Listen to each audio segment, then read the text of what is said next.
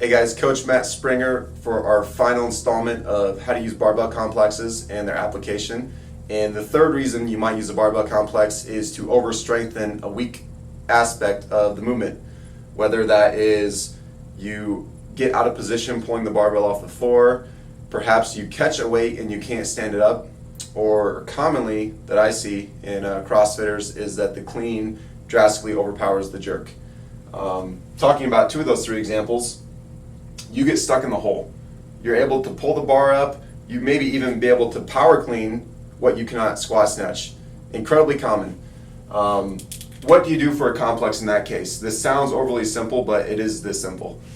If you need to overstrengthen an aspect of the movement, you simply have to do more repetitions in that range of motion. For example, if you're stuck in the hole, you need to squat more. You might do one clean, catch it in the hole, and then immediately afterwards, you're gonna do 2 front squats. I mean, it sounds overly simplistic, but if that is your common problem, you cannot afford to only do cleans. You have to figure out some way in a complex to add more complexity to it and get more repetitions through the squat. One thing to note on doing this, although it is a very simple, straightforward approach, these squats that you do and the repetitions that you select could easily be 3, could easily be 4. You do more repetitions so long as the front squat is the same velocity. You can hit the hole, you can bounce out of the hole, and you're elastic.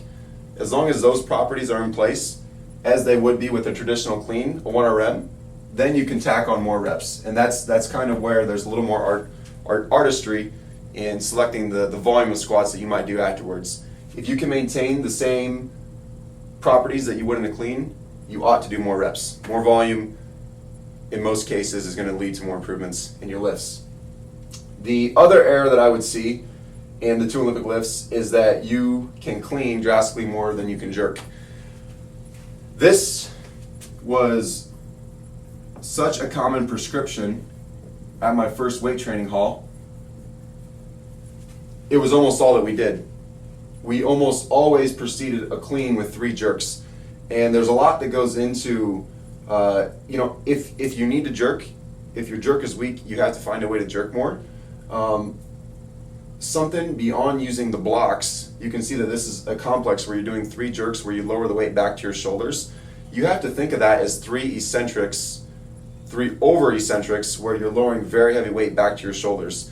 It might not even be a technical thing where you're trying to get more repetitions built on efficiency in the jerk.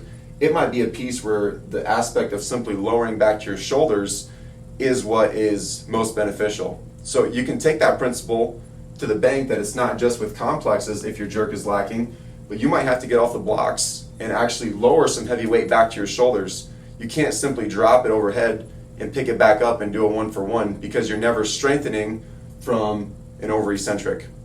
So I hope all those items on how I might design complexes help you too.